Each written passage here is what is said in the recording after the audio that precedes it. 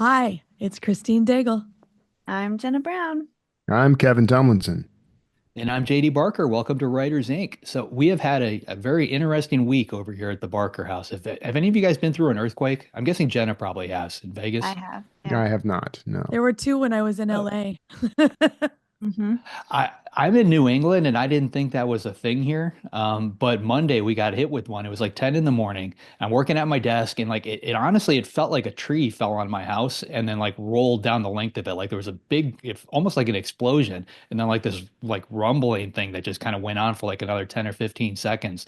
And I've got the construction going on. So first I thought it was a tree, then I'm like maybe one of the guys fell and just rolled down the length of the house, which I guess could happen. But like I went outside and they were both standing there looking around trying to figure out what was going on. Then I went back inside and then all the texts came in like earthquake, earthquake, earthquake. So initially they said it was a 4.1. I think they narrowed it down and said it was a 3.8. But yeah, Oh, that was crazy. that's So a I've baby officially been through earthquake. a baby. Yeah, I've been through Yeah. earthquakes, I've been through a tornado, and I've been through hurricanes. So I need to find a tsunami. And then I Yes. think Oh I've my kind of racked God. up No, no. Do Yeah, you know this, how on the far on away the you No. were from like this the is this center is of not a it? bingo card I Maybe? want. I don't Yeah, want this one. no. Do you know like Earthquakes how I far are away? weird. They're just so bizarre because Yeah. I don't know, especially if you're inside a house, yeah, it because was. it's so rigid and like you don't really know what's happening at first and you're just like, did I imagine that? What just happened?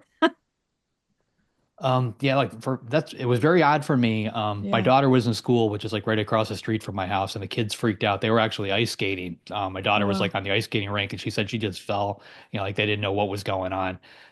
My wife was driving, and she didn't feel it at all, but she was, Yeah. literally right down the street. So I guess if you're in a car, you just don't, catch it quite the same. But Not unless it's like yeah, a really big, I think like sevens and eights in California you would feel, but we don't, I think the most we've gotten, well, there was a seven, but it was like in the desert. So by the time it hit us, it was like around a four. yeah.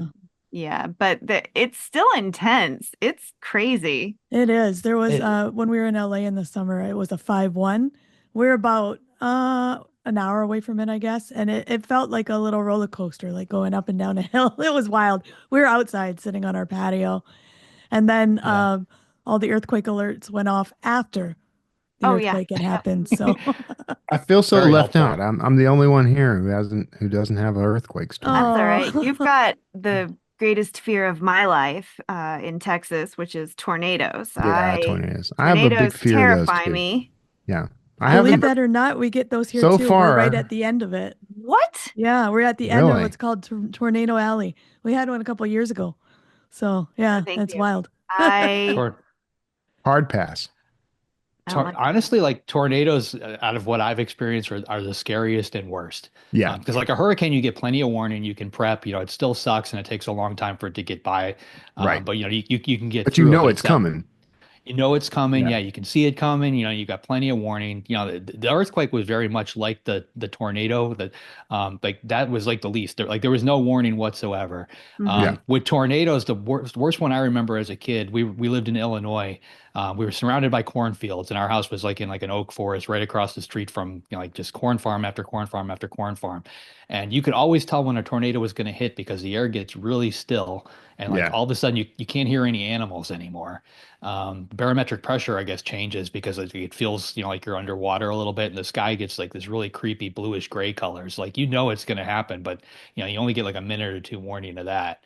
But I remember one when I was a kid where my mom came, like grabbed us. We were outside playing, and we were probably like 4 or 5 years old, or I was at the time. Brought us in the house really quick. She threw us in a bathtub, and then it just went right over the house, and it ended up a tree broke and like an oak tree and fell on the house and like chopped part of our living room off. And so that was kind of crazy, and I still Yeesh. remember that pretty vividly. Yeah. Yeah. But yeah, so but I don't know I where the need to whole find a. Yeah. bathtub thing comes from because we did that too when I was a kid, and as an adult, I'm looking back thinking, I mean, what's that gonna do? Well, I this think was I'm this in was a like because bath. if debris falls down, then because you do that too I'll be in clean. earthquakes, it's about the debris. So like if Yeah. something Yeah. falls on you, it's not going to crush you because you have space and then you also have air and you can Okay. essentially well There you go. survive. provide Until providing you've got a someone, good bath.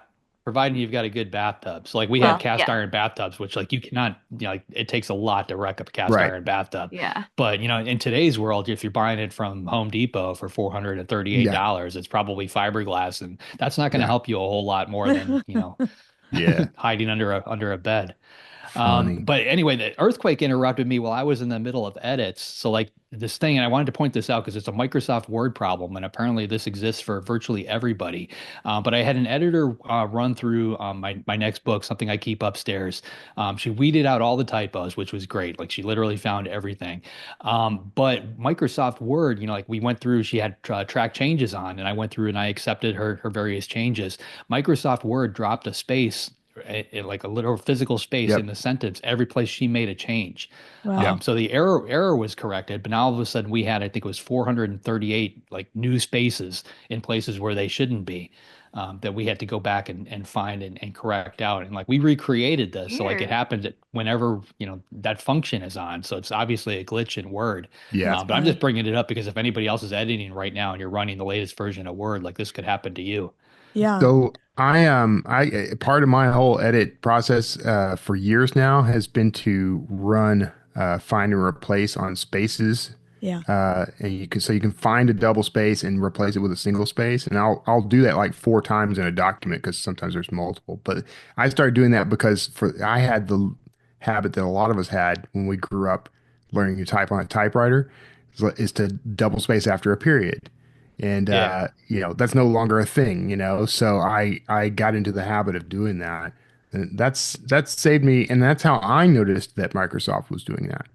So Well, I do that too because I grew up the same way. I still yeah. type double spaces a lot of times, and I have to catch myself. So like that works for that. Where this came up, to give you an example, if I had a sentence where a compound sentence that was broken up by a comma, and the editor decided, well, that's better as two sentences, she would Yeah. go in, she would delete the comma, replace it with a period, and then take the first letter of the next word and capitalize it.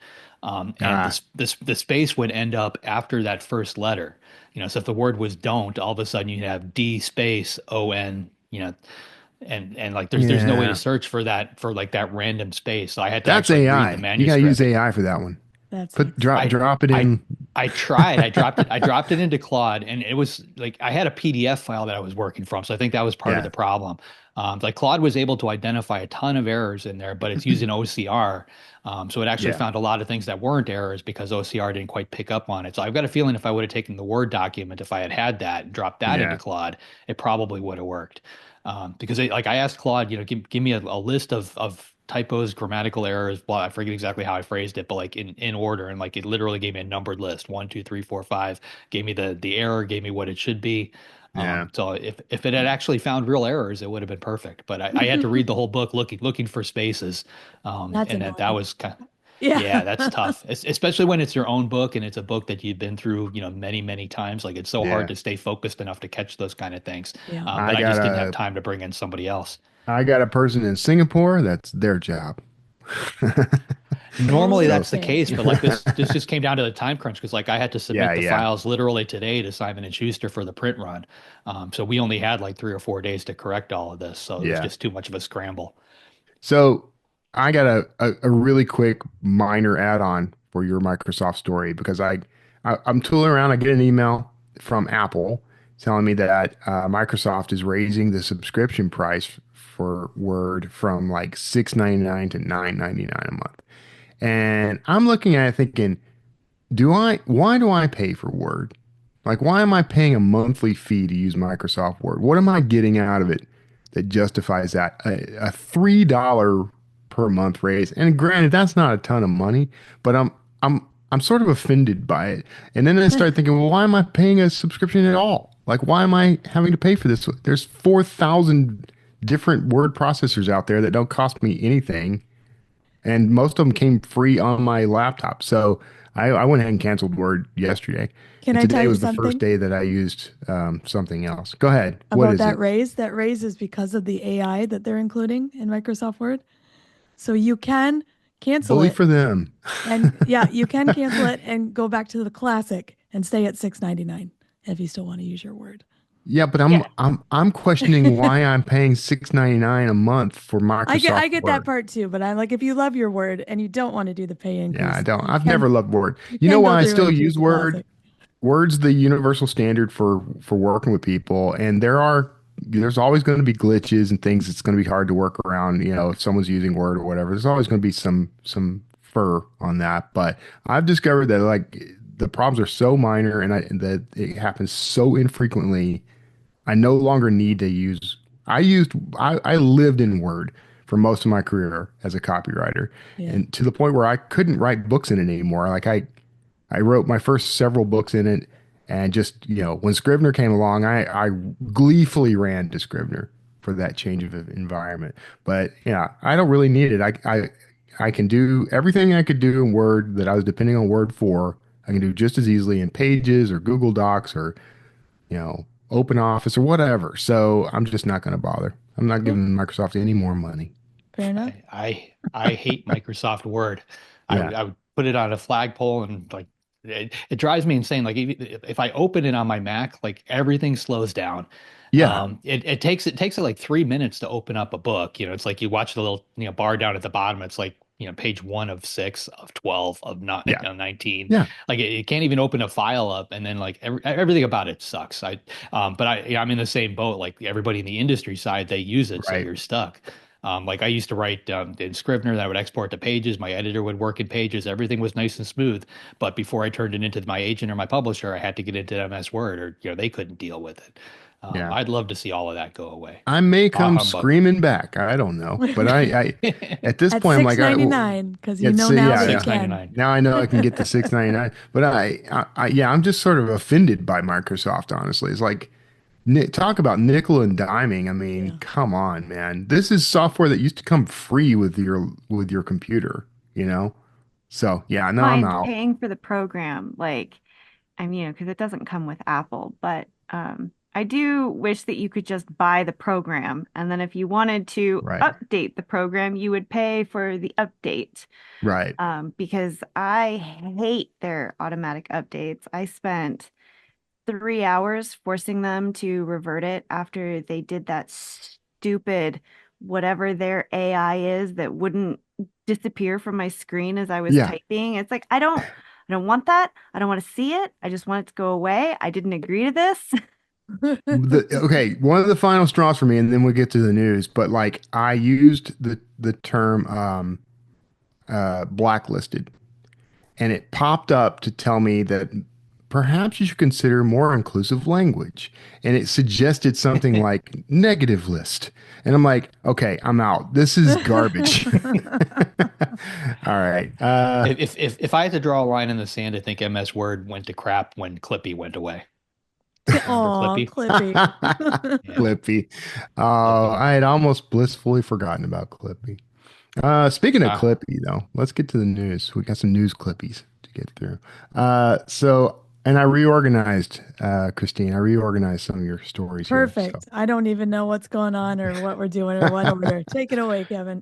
first up, why Simon and Schuster's flagship imprint won't require blurbs anymore. The Simon and Schuster flagship imprint has decided to discontinue the requirement for authors to secure blurbs for their books starting in 2025.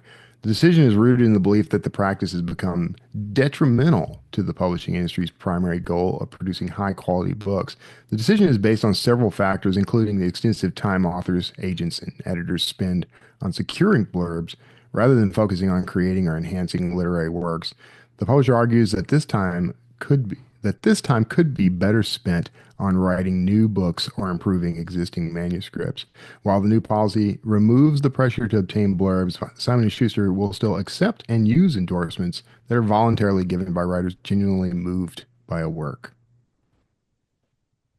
so this is I've been trying to figure this one out, and everybody knows that getting blurbs sucks. Like if you have to reach out to author friends or whatever, Yeah, asking anybody, like please read my entire book and then give me, take the time to craft a sentence that's witty and clever so that we can put on the cover. Like yeah, nobody wants to do that. Everybody kind of gets forced. I've got a stack of ARCs on my table over here that I've got to read to provide blurbs on. So like I'm thrilled that this is going away, but at the same time, I don't think it's going away.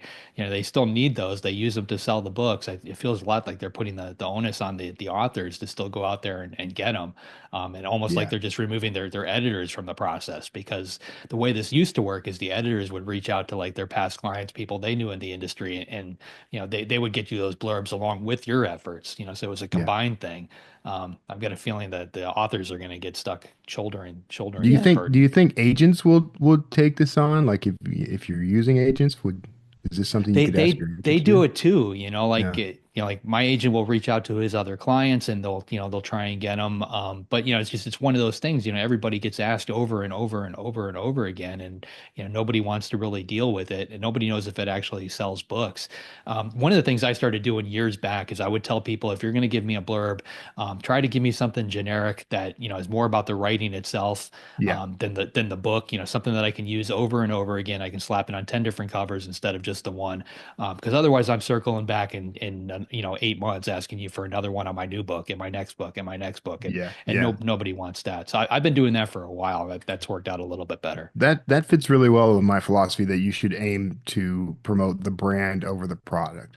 Like, Yeah. Yeah. if you're and if I've got someone like Stephen King or something saying, Kevin is a Stephen King says Kevin is a remarkable writer. I'm going to get a lot more mileage out of that because that can go on books, it can go on the website, and go everywhere, and it's not dated by the topic.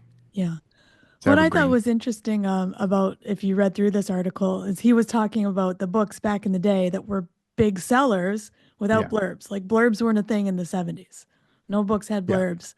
Um, and I kind of saying like it's our responsibility to make sure this book is good and sells without a blurb, yeah, which I think is kind of a cool idea in itself. But then I don't know if most books are coming out with blurbs, but one book is blurred by I Stephen think King. Does that make that book more appealing? yes. Yeah, I think I think yes. Yeah. I think the problem is that only certain blurbs matter. And Yeah. you know, um and then that also gets dicey. Like the generic thing I think works, but as a reader, I actually pay less attention to those than like when Stephen King does tweet specifically about a book. Yeah. And then I'm like, oh, that's interesting. yeah, Because the blurb does get abused. And, you see like a generic blurb and you think like, well, I like that author, but did they even actually read this book? Or is this just, you Well, know, that's an marketing? And interesting. so I don't know. It as an author, I understand that like from a professional perspective, but as a reader, like only certain blurbs actually matter to yeah. me, which I know sounds bad, but it's true. No, I think that's an interesting point, because if you think about, an author tweeting something, like that almost feels like, like when you receive that, it's like the author is talking to you. Like it jumps out Yeah. at, it's on your home screen or whatever. All of a sudden it's this direct message from them to you, or, everybody that's following. So I think that adds a lot of credence to it. I think a lot of this came from, back in the day when mass market paperbacks were sold at grocery stores. People were standing in line and they needed, an eye-catching headline. Yeah. So they would see that, and then that would be enough to get them to pick up that book while they were waiting for the three people in front of them to check out. Mhm. And then it eventually worked its way over into hardcovers and the rest of the market. Yeah. Yeah. I think the most important takeaway from this story, though, is that there is a difference between a blurb and a book description. This is a blurb. Yeah. Kevin. Okay. Uh, next up, Bookshop launches ebook platform. Bookshop.org has launched an ebook platform at long last, allowing indie bookstores to sell ebooks directly from their websites or through Bookshop, retaining the full 30% commission that publishers provide to retailers. As with print books, sales without a specified brick and mortar store will go into a pool that is distributed among the participating bookstores on the platform. 3 million titles are initially available from all the major publishers, according to the release, and the company says it will add self-published for authors publishing through Draft to Digital or Ingram Spark, and more indie publishers in the future. Ebooks from the platform can be accessed on any browser or the Bookshop app for Apple and Android. Bookshop CEO and founder Andy Hunter says that once the platform is working well, he plans to add other features like a subscription service and eventually build an alternative to Goodreads. That subscription service, there's things like Everend, which is formerly called Scribd, things like that. It's going to be interesting to see what happens to those Yeah. when these guys kick that off. Yeah. Well, obviously he's trying to compete with KU, right? Yeah, So yeah. yeah. The only thing that, because I went in the comments of this article, and I think the biggest First thing that mistake. people are missing is like that the product with ebooks isn't necessarily the ebook from Amazon's perspective. It's the Kindle, the Right. reader. Yeah. And, the reason that audiobooks have been able to disrupt Audible, like Libro FM and other, is because you can listen on any device and it doesn't actually change the experience. But like, I can't read on a computer screen or a tablet. It gives me migraines, and the Kindle is a completely different, it's like reading a book. You can read it outside. So So without that, it becomes far less appealing to me. Like I couldn't support even if I wanted to, because that book I can't read it on a phone or a tablet. So uh, that it's answers my question. interesting. So you don't use the Kindle app on your phone? No, Okay. no, I Because just use my Kindle and I just take it everywhere. Yeah, I know lots yeah, I of know that people do, but yeah, I also hate reading on my phone, but I know lots of people do read on their phones. So Yeah, I yeah, read on my phone. I've got a Kindle, but like I don't have my Kindle with me all the time, but it's I've got so my phone with bad me for all the time. you. It's so Oh, I'm bad for sure it you. is. I mean, my big thing is like I like the fact that my ebook library is all in my Kindle. Like Yeah, everything. well, Now, yeah. if I start to spread that out over 3 or 4 different platforms, it's going to be, I read a lot of books. It's going to be tough to remember where they are. If I go back, I'll pick up a book and think, hey, this seems really familiar. Start reading it and realize that I already read it, but I read it on a different app, so it doesn't have that. It's not recorded on the app I'm looking at now, and like I can see all yeah, that kind of get confusing. Hmm. Um, that being said, though, I mean, there's other platforms too that are out there. Like the library system has their own. There's a lot of different ones for ebooks. So this is, yeah. Yeah, I but they'll think I I can mean, the piggyback on that. library sends it to your Kindle. So like yeah, I just send it to yeah, my Kindle Uh, and I can read on my Kindle. So yeah, like if I get through NetGalley, like ARCs through, right. for upcoming, they'll send that to my Kindle. Yeah. The library goes to my Kindle. Obviously, Kindle books go to my Kindle. And I can even upload, like if Christine sent me a novel to beta read, I can upload that on my Kindle. And because I also have, oh, I don't remember which one it is, but the one you can write on, I can like make all my notes right there in that Yeah. format. So it's very, I guess I'm just very all in on that. Yeah, I That think, and that is the I would problem. like to make that switch to support indie bookstores, but I would like a Kindle competitor. That's what I would like. Give Yeah, me like a I guess there's papers. enough. legit entry into that category because the offerings we have out there, some are okay, but then nothing is really quite as good as that experience, as far as I've been able to see. But Hmm. yeah, that is the problem. Like Yeah. that sort of walled garden thing. We were talking about this kind of in text messages back and forth about this story, but the same thing is true of like Apple, right? Like I'm not leaving Apple.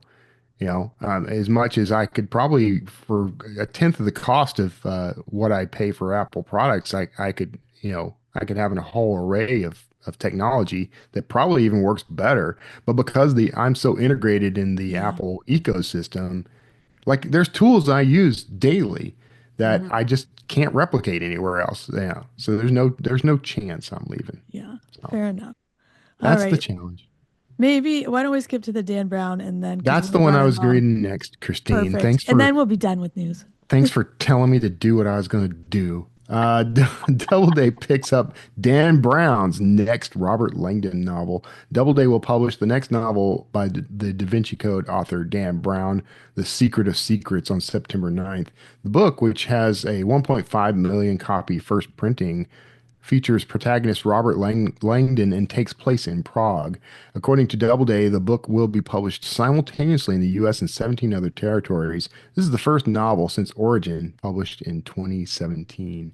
I want to throw in real quick that like I was one of the first people to interview Dan Brown on the radio like years ago when he wrote Digital Fortress, and I helped Oh, him wow. build his computer. And so in the acknowledgments of Angels and Demons, he thanks the Tom King CompuTalk radio show for helping him build his computer that he wrote Angels and Demons on. That was That Our was very me. own Kevin That's Tumlinson. Yeah. awesome. So that guy owes me, is what I'm saying.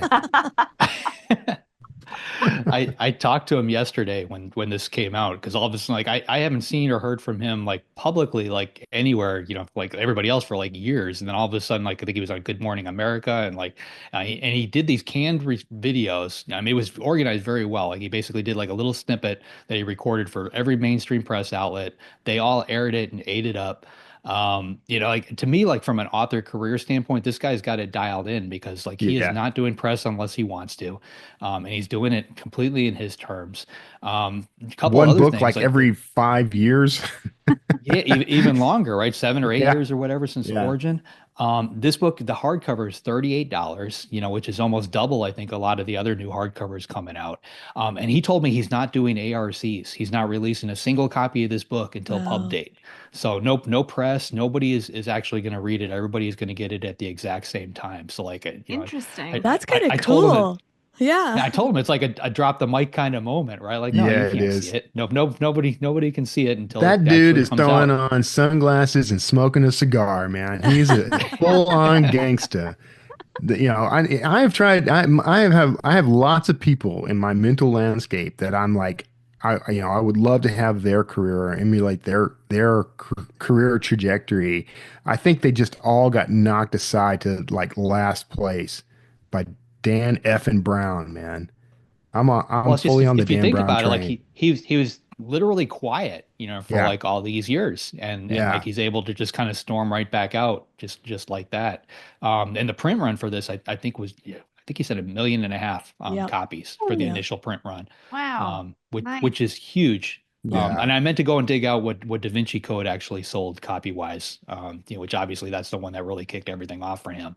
Like Um, total? yeah, I'm curious. Wow. I know it's way more than 1.5 million. Yeah, it was a lot. I think it's like one of the biggest selling global books. Yeah. Yeah. Yeah. 80 million So copies. I just looked it up for you. Yeah, You're I'm welcome. in the that's middle of asking significant. Grok right now. Yeah, 80 Yeah, which, million. Whew. which is just a huge, ridiculous number. I mean, like if you were to compare that, I would, like I love stats and data. Like I would love to see what Doubleday's numbers looked like, along with that. Like was that 50% of their sales for the Yeah. year? Was that 80% of their sales for the year? Like that was a huge, huge amount. And then honestly, when you put it in perspective, like 1.5 million is actually kind of a small number, Yeah. Yeah, versus that. Oh, And it's I'm going to not go saying that into a that second and third and 12th yeah. printing I for mean, sure. yeah, that 80 million probably. was over a period of like that's all time. So Yeah, it it's wasn't. 20 some years now, I think, since that book actually Yeah. came out. Yeah. It's starting to creep up on the Bible, you know? Bi- So, which is ironic. Last I checked, Dracula was actually still number two after the Bible, I think like so, from a yeah. That's worldwide cool. standpoint. Cool. All All right. Well, right. that's it for the All right. news. Very cool. JD, who is up this week?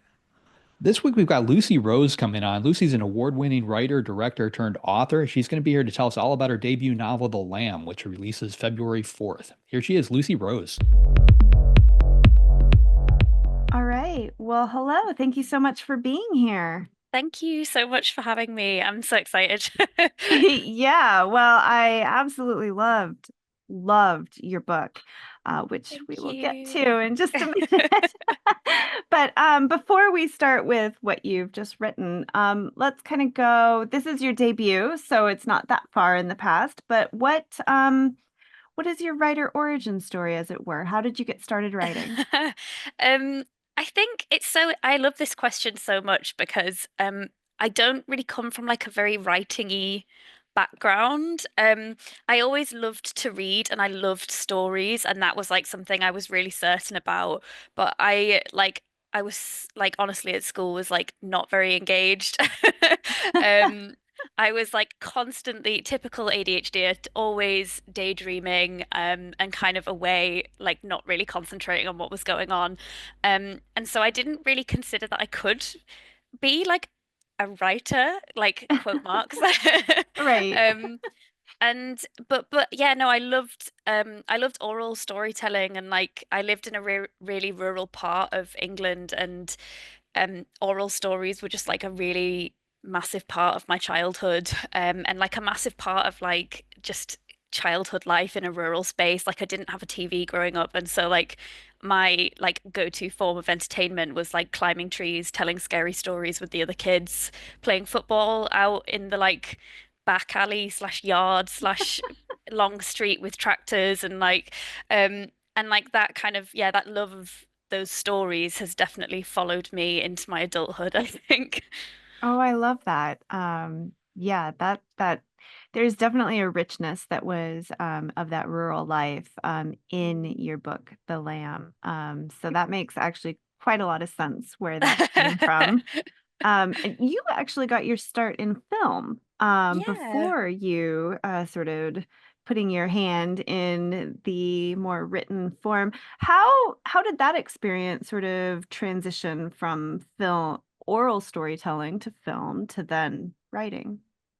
Um, so I went to university to study film, where I thought I wanted to be a producer. I knew I was so desperate to work in the arts, like I really, really wanted a job in the arts. And I thought, well, a producer is kind of like a sensible job. Well, I now realize kind of more mature that it's actually not a sensible job at all, and it is just one of the most insane jobs that anyone could ever have.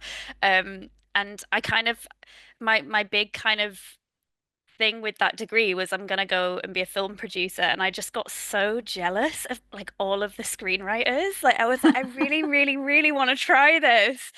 And so I started writing scripts, and I just absolutely fell in love with just the craft of writing and storytelling. And I think the great thing about film, which is definitely something that I think I've learned a lot from in terms of moving from script to novel and prose, is just the collaborative element in terms of letting other people in. Like everybody who works in film is some kind of storyteller, whether they're an actor or a costume designer. Like there's a story in everything, there's a story in every piece of set design. And so, kind of letting people in and having that kind of like hyper curiosity, I think, is only going to help you if you're working with a cast of unruly characters that kind of want to do what they want. Um, so I think that's probably the biggest thing that I have taken from film into my prose, is just that kind of that curiosity and that empathy to kind of open up to opinions and spaces that are different, to like that challenge me, that bring conflict, but the best kind. Yeah. Yeah, I really love that because I do think that's probably one of the hardest things, especially for newer writers, is sort of to open themselves up to that collaboration and realize that even if someone's telling you something that you may not particularly enjoy hearing, that it's probably not coming from a malicious place, you know, Hmm. and that maybe it's not exactly like the right idea for, you know, Hmm. like the answer that they're providing may not be the right one, but what they're really communicating is that something isn't working, and so to kind of go Hmm. back and mull that over. So I think that that's actually a really interesting lesson to take away from. I never, of all the things I thought you were going to say, that wasn't one It of them. definitely prepared me for that collaborative element, because I like my producer who I work with on my short films is so hands-on, and so getting notes from her is like, you know, she doesn't just give one or two notes, she comes in with like pages and pages and pages, and she's brilliant for it because she really interrogates like every single, like anything you think you know she may have missed, she hasn't like missed at all. Anything you think you can get away with, no. And so I think that was definitely like really good preparation for like editorial and like working with an Yeah, editor, and like all of those like questions that they ask you that are just so helpful, but in the moment are like, oh God, I don't have an answer to that yet. right. Yeah. It was such good prep, and I'm so glad that I have that experience. Yeah, that I think, yeah, now apparently all new writers should definitely get into film for at least a brief moment. So how what was that process for you in, you know, you have some films that came out, short films, and then you wrote a book, got an agent. What how did that all happen? Um, so I just after university, I was like, I need to just keep making films, and like like honestly, some of them were made on like shoestring, like nothing, like completely made off of favors. And that kind of like self-reliance is like such a good, I think such a good thing to have, especially if you're going into query or novel or something like that, because the Yes, query trenches are real. they are brutal. So brutal. And I actually queried like I think I honestly like I've written 6 books that have gone nowhere I before The feel Lamb. your, yes, The manuscript graveyard is full of vast. of bodies. Um, and I think just it just really, really set me up to have like a good self-reliance, like keep going, keep finding solutions to the problems. Um, I think I needed like a little bit of extra. I call it a tummy rub. I needed like an extra tummy rub. And I'd like I think I'm not ashamed to say that I did a mentorship because I felt I needed development and I still Hmm. had loads left to learn. I did a mentorship with they're called Curtis Brown Creative and they're linked to Curtis Brown in the UK. And I got paired with one of my favorite authors like ever, which was an insane experience for like 9 months. And she mentored me through the querying process, gave me feedback on like partials of my draft, and gave me like some amazing insight into my query letter. Like one of the big things that I got out of like this kind of period of mentorship was I had a one-to-one with an agent who told me about like it's something that would never ever have occurred to me, but in the query letter she was like, can you explain specifically why you've used these comps in just a few words, not just put the comps down? And Yeah, it's such small things like that kind of level of detail that you wouldn't think about. And so my query letter went from being like, it's like a Lanny crossed with How Saints Die to like it's like Lanny crossed with How Saints Die because both of them view folklore through the eyes of a child on a contemporary landscape. And it's just something as simple as that that just right. offers like such clarity over your voice and like the kind of the book you're trying to sell. So I did it. That's kind of how it happened. Is I did a mentorship, and after I'd done this mentorship, my success rate was exponential. I think I went from like querying like hundreds of agents and getting no response, and in the end I think I queried like 8 or 9 agents and had by the end I think I had 3 offers and I had one flat rejection, which I think is like such an improvement from what I Yeah, previously had. So I think it's just that I think that willingness to learn, to keep learning, to be open to learning forever is kind of the thing that I'm really grateful that I had because if you don't have that willingness to kind of stay open to forever learning, then right. Yeah. you might not see what you're doing wrong. So yeah.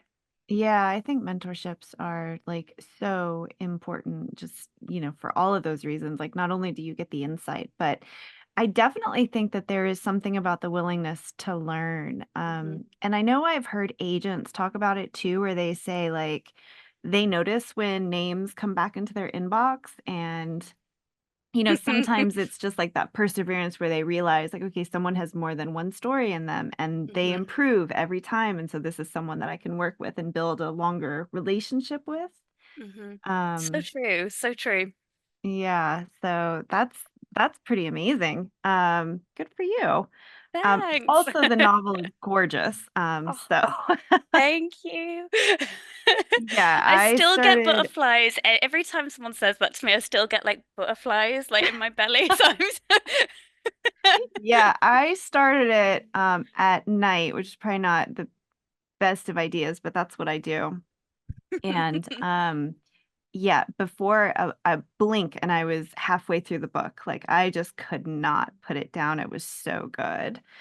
Um so before we dive into more where that extraordinarily creepy idea came from, um what is your writing process? Is that something that you kind of developed like before you had the mentorship? Like did you learn tips and tricks on that? Do you plot? Do you pants? What does that look like for you? um, I think I think it's different for every book. Like I think every book Mm. has a different personality and will have a different set of challenges. So it's sort of you're forced to try different things. With the lamb, I didn't realize that I was writing a novel until about 15,000 words in because I was just sort of messing around with some flash fictions. And I had this kind of eureka moment of being like, oh my God, this is the same family. And from then on, I kind of knew I was like, okay, I know where I'm going. Um, but for like other things, it's not been so straightforward. Like it's been a lot of planning. For the one that I'm currently working on, like I tried to plan it, it didn't work with a plan, so now I'm writing it with no plan, and it's going a lot better. And I just think it's one of those things where like I think the process for me is just leaning into whatever that novel demands, Mhm. and just being up for changing things, which is like I'm autistic as well as ADHD, so this is not good for me. Like I like having a routine, but just just being up for like having that change, even if it's not something you're comfortable with, and getting comfortable with being uncomfortable, I think is like a big pro to have if you're, but everybody's different. There's no, right or wrong way to do it. Yeah, I love that you say that every book has its own personality because that definitely is true. It has its own voice and sort of like it has its own demands, Yeah. as And it they were. will make the demands and they won't do anything until the demands have been met. So I know. It's just so funny. Like you can talk to another writer about that, and just be like, "Oh, this book, it just won't do anything." And you talk to someone yeah, who's not a writer and they're like, "You're literally writing it. Like, what is your like problem?" And you're like, "You don't yeah. understand." It's like, am I really writing it though? Really? Like I know. Yeah, it definitely makes sense when you think of like the ancient Greeks and sort of where they Mhm. came up with the idea of everything. You look at the natural world and you're like, well, of course they created gods. Like, how do you Yeah. explain these things? And so how did you muses make sense in that, just Yeah. talk to an artist. Oh yeah. Yeah.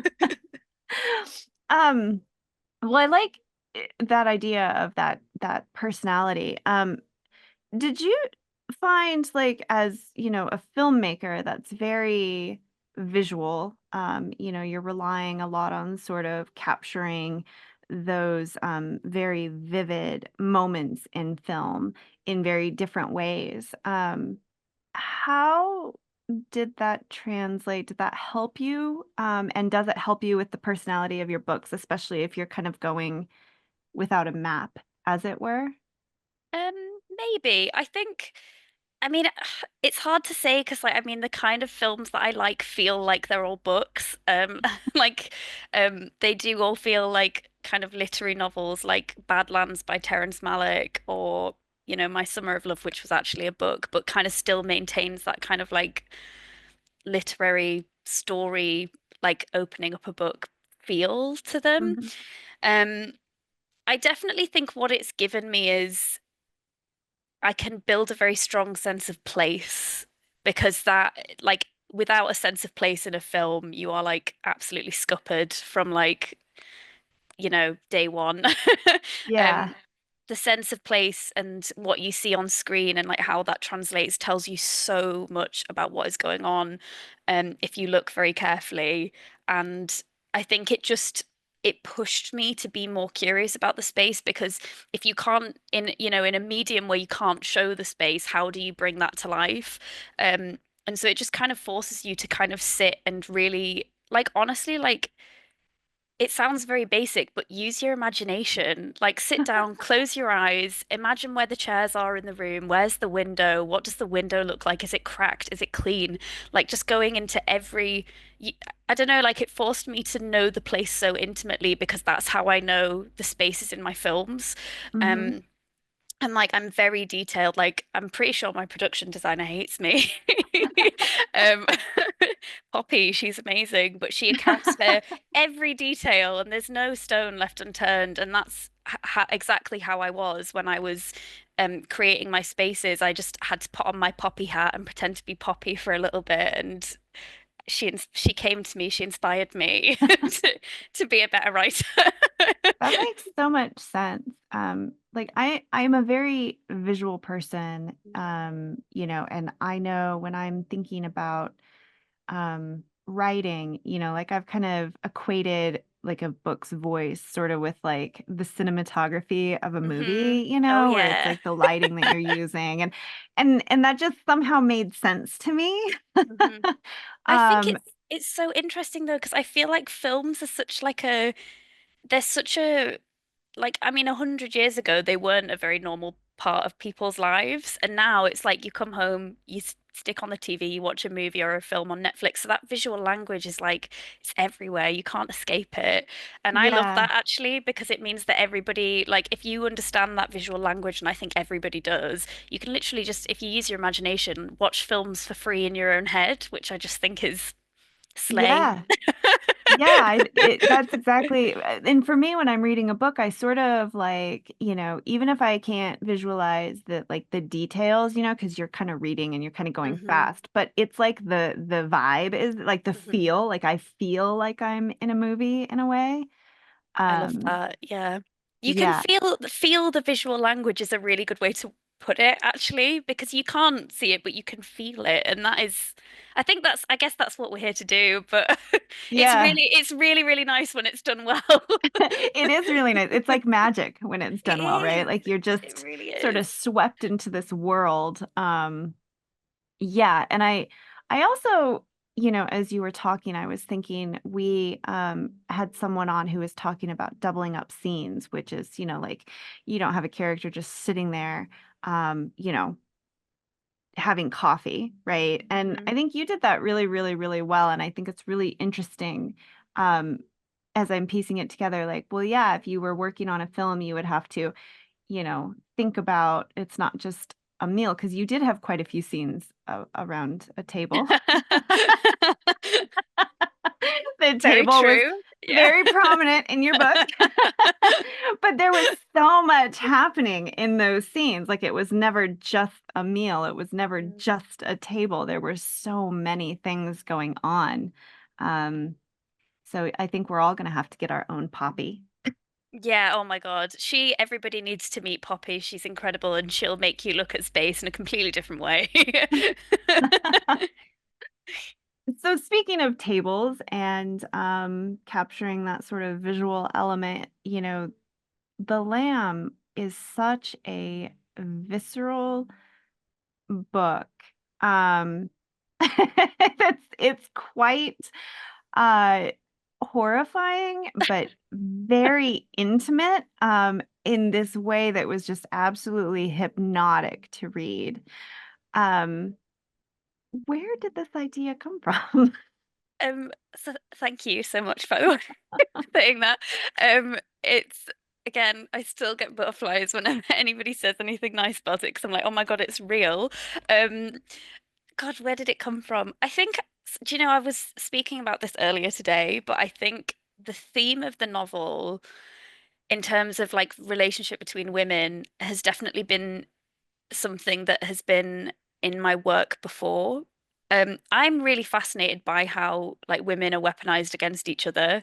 And I could read books about it forever because I feel such a loyalty to the women in my life that I couldn't ever imagine like systemically doing anything to harm them in any way, shape, or form. Um, but I still, I think most women have felt or been at the other end of internalized misogyny at some point or another.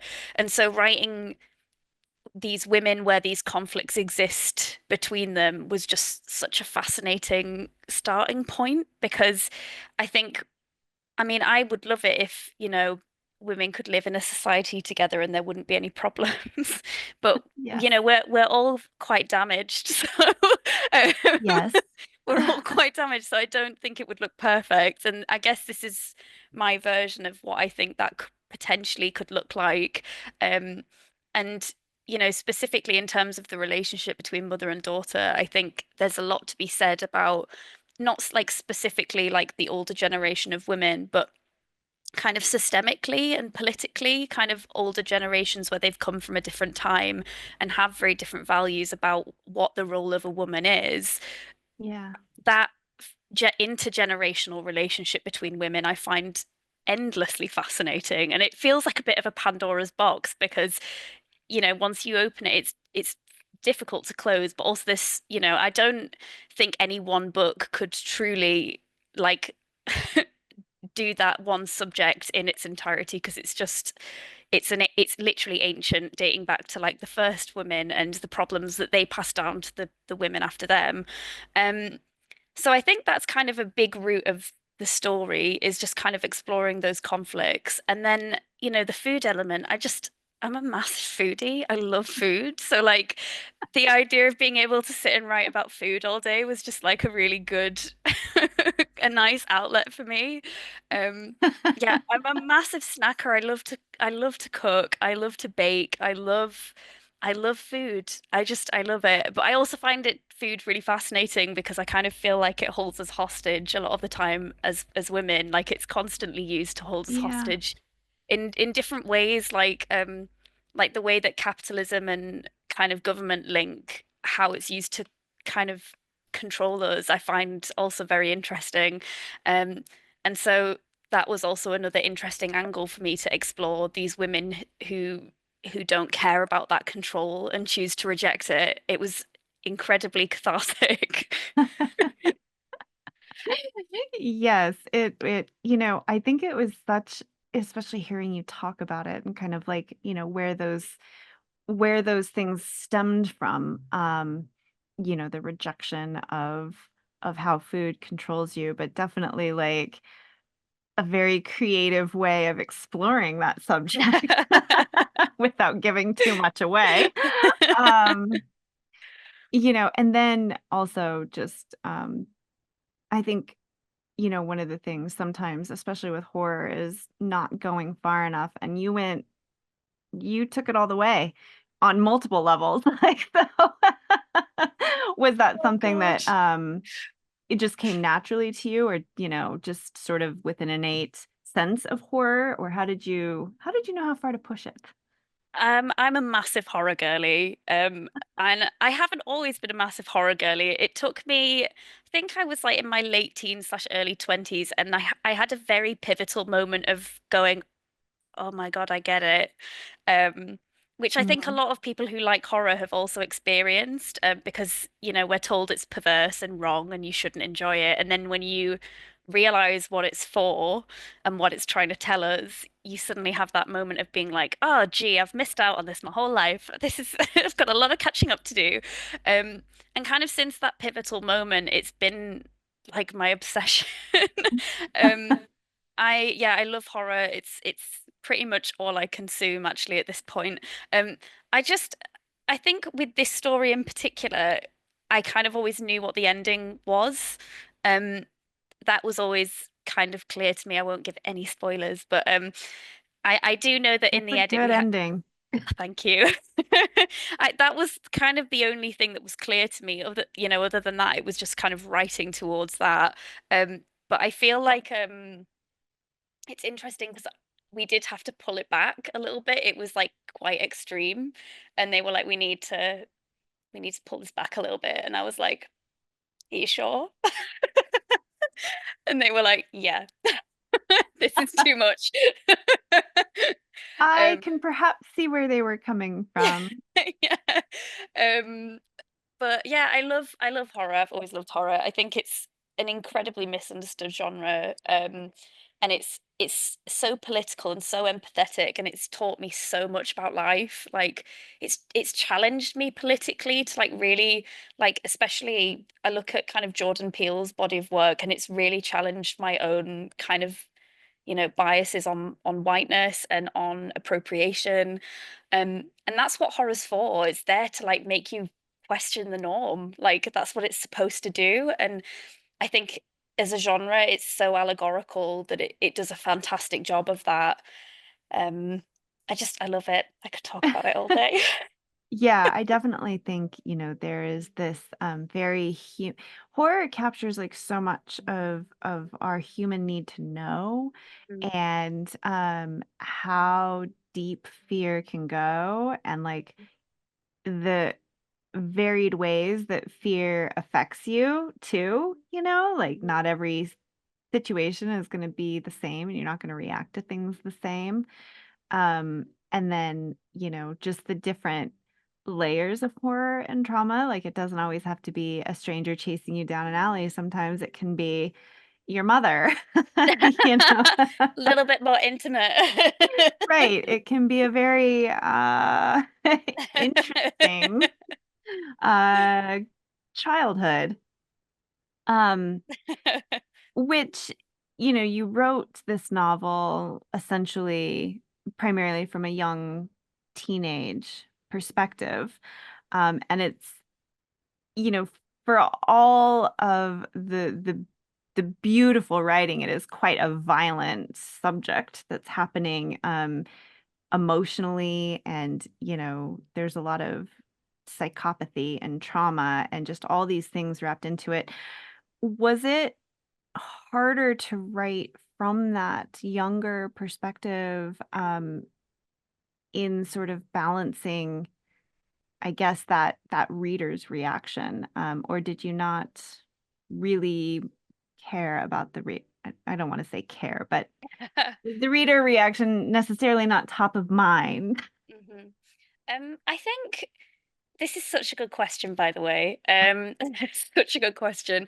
Um, it always made sense to me that she was the age she was, because that is the age that we start to see, like really see the world. Like, so, you know, some of those Yeah. kind of protective bubbles are kind of peeled back, and we start to question our own assessments and our own biases on different things, and unlearn a lot of the things that have kind of been like bred into us almost.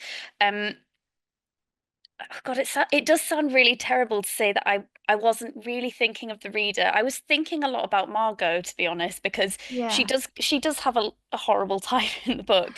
Um, and so my loyalty and my first priority was always Margot. And like I think what I wanted to do for her, but also I guess simultaneously the reader, was give her safe spaces and give her the tools that she needed to survive and Hmm. to do the right thing. And I did that through I gave her a like on purpose, just gave her so much courage. I just wanted her to be so brave, and like I don't know, like it's really hard to be brave, isn't it? So I just wanted to give her buckets of it. And I gave her safe spaces through different people as well. So I needed people to show her love. I needed people to show her compassion. I needed people to show her curiosity. And I think it's those tools that allow you to survive in an environment that's like quite difficult like that. Um, and so, yeah, I think my main thing was just I'm going to give her what she needs, and hopefully, in the same vein, give the reader the same, show the reader Yeah. the same thing, and give the reader the safe spaces. Um, and that was kind of my approach to that, because it does cover some very difficult subject matter. It does. Well, I could talk to you for hours about this book. It was I truly, truly loved it. And I am so happy that it stumbled into my inbox. Oh, Um, thank you. you're very welcome. As we wrap up, we always end with what's one piece of advice you would give to new or aspiring writers? Another good question. I think it's just to always stay curious about everything, because I feel like when you're a writer, like even how you walk into the world every morning and how you react to things and how you deal with certain situations is going to impact your footprint on the world. And so having going into the world with lots of compassion and curiosity for other people, going into a world where you're willing to unlearn some of your own biases, these are things that will make you a brilliant storyteller. And I just highly encourage that everybody does it.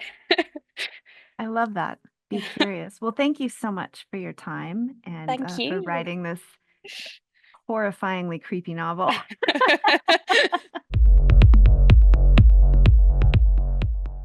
All right. Well, first of all, this book was such a dark delight. So if you like dark fiction, definitely immerse yourself in that. But it got me thinking, how dark is too dark for you? And have you ever been told to pull it back? Like she was told to make the ending a little softer. That question is clearly aimed at JD. I missed her response to that. Did she change the ending She based on did. that? She pulled it back. She Oh, asked him, "Are okay. you sure?" And then she See, I tend to double down. Like when my editors have told me to like this scene needs to come out, like I'm like, I think I'm gonna keep it in. Like That just tracks. because of that. Yeah. Yeah. Like in Fourth Monkey, I had a scene with rats, which I actually pulled from Vietnam. Back in Vietnam to torture people, they would take rats, they wouldn't feed them for a while. Hmm. They put them in a bowl on a soldier's chest and tape the bowl down. And that rat, which is very hungry, would go to town. And I used that as a scene in Fourth Monkey, and like they all wanted me to take that out. I think they And do that in the it's such Middle a Ages too. yeah, Yeah. it's been done over and over again. But like it Yeah. was such a cringeworthy thing in the book, like people write about it in their reviews. It's like it's one of the things that they tend to point out. So Yeah. just because it freaks out your editor doesn't mean it needs to go. Yeah. Yeah. You need I'm it's worth It is examining. pretty interesting because I do think like, well, I don't want to give a lot away, but this book in particular, it's not necessarily about like the gore. Like there's a lot of layers to how her book already ended, and like that was the light version. So it's kind of interesting because there's, I mean, this is a very dark horror novel, and your main character is a teenager. So you're seeing the world through this teenager's eyes. yeah. Um, and it is, it's not just the brutality that is being experienced. There's like all of these emotional implications because at the heart of it is this mother and this daughter struggle. So it's kind of interesting to think about like how dark might be too dark.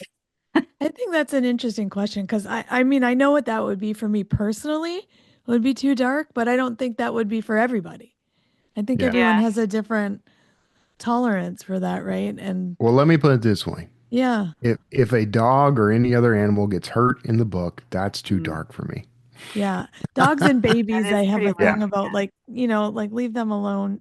I Dogs still and haven't kids I are still haven't pretty watched rough. John Wick because I heard that there was a dog that If you just got started hurt. at about the 11-minute mark, you'll be fine. Then you But can watch John isn't the Wick. whole point of the movie that he's He's pissed that they taking? killed his dog. Yeah. Yeah. Hey, So I yeah. mean, spoilers. which No, I'm just makes kidding. everything he did, his motivation is totally justifiable, right? You Right. killed my dog. Yes. I'm gonna kill all of you. Of course. Right. Yeah. Cats are okay though, right? We can kill cats. No, no, absolutely No. not. I'm Oh, okay. God. gonna go cover my cat's ears. Yeah. So one of the other things I really liked is, she started in filmmaking, but what she described really was like the collaborative effort of art. And I thought that was kind of interesting, because a lot of people think of writing as a solitary experience, but hers, she never saw it that way. So how collaborative do you consider your writing? And how does that help you or hurt you in the end? Man, I love to collaborate. I mean, Christine and I have two books together now. I mean, she's got one right behind her, Heavy Are the Stones. I mean, from my standpoint, I talk about this in interviews, like she's a neuropsychologist. Like I could fake my way through that. I could do some Google searches and read a couple of books, watch a documentary, and I could probably come up with something that's, relatable and sounds realistic. But having a real neuropsychologist there as part of the writing process, like that adds an authenticity to the story that you just can't get. So that's Yeah. my primary reason for collaborating. Yeah, I like it too. Like I like the pressure of writing with someone. I know we've talked about my problems with liking pressure, but when you have someone waiting for you, I write probably more than I would on left to my own devices. I'm more regimented about it. I write more hours.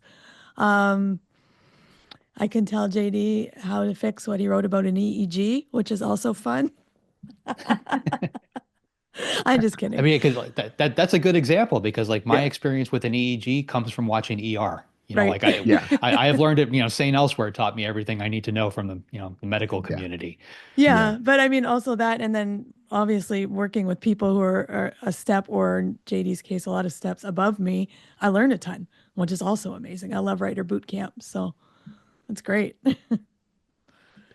Yeah. Um, Collaboration's hard. I don't know. I am You're so a lone wolf, independent. Kevin. I Yeah, get but it. I'm trying to overcome that. I'm trying to you've humble never done myself like and a learn. writing group or, had someone that you bounce Yeah. ideas So off of? I mean, wouldn't you consider that collaboration too? at the risk of being called arrogant, I am so much smarter than all those people. You So just didn't no, have the right Okay. writers group, Kevin. That's it. yeah, I know. It takes I a think the while. real problem is that every writers group I've ever participated in, I was always this sort of senior writer, and Yeah. so it became a kind of like I already talked to enough authors to kind of guide them and help them, and I am happy to do that.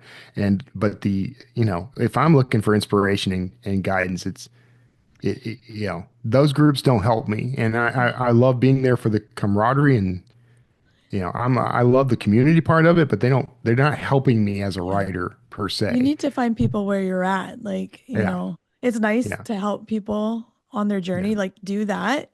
But for your own group, like you need to find people at the yeah. same step of your journey or a step above to Yeah, I really wouldn't get trade my anything out writing of group that. for anything in the world, like, because it's How so did you find them? How did you find a writing group? random. I mean, honestly, it's just luck of the draw. This is the But other thing I hate is that and I some don't know people how to do this. have fallen off, but Yeah. like, Yeah, you just the insights and the ideas of even just like sitting down and being like, yeah, so I'm working on this scene, and they don't really know, like, you give them a really bad description in your book, but they ask questions, and then that gets you going like, that's what oh, AI is for.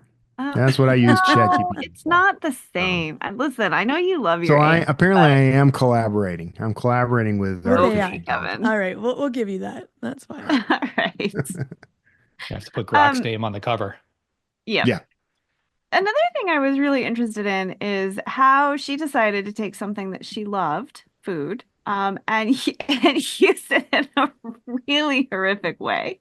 So would you or have you ever taken something that you absolutely love, and twisted it into something dark and depraved in your own work? Oh, in my work. I don't think I have. I'm trying to think that because I don't think I'd want to ruin those, like three things that I actually like in life. Yeah, Right? it's easy to do the things that you're afraid of or that upset you, but I thought it was really interesting to take something that you absolutely delight in and just Yeah. go for it. Yeah. I mean, I've not done that with like hobbies. I don't touch my cat. I love my cat. My cat will not be harmed in my fiction.